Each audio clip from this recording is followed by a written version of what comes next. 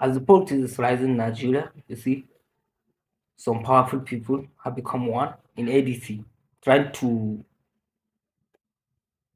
seize the power in the coming election in Nigeria. But Tinubu will go back. I'm not here supporting Tinubu. I'm not here supporting ADC or anyone. I'm just telling you that Tinubu will go back. Trust me. Tinubu has a son, who is capable. Understand? They can plot the election. They know how to do everything, and they have the power. They have a large number of governors who are in the same party.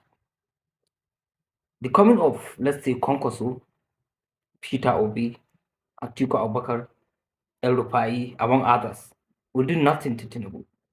Tinubu will go back, trust me, they will do nothing to him. Understand? Because of what? Election is rigged.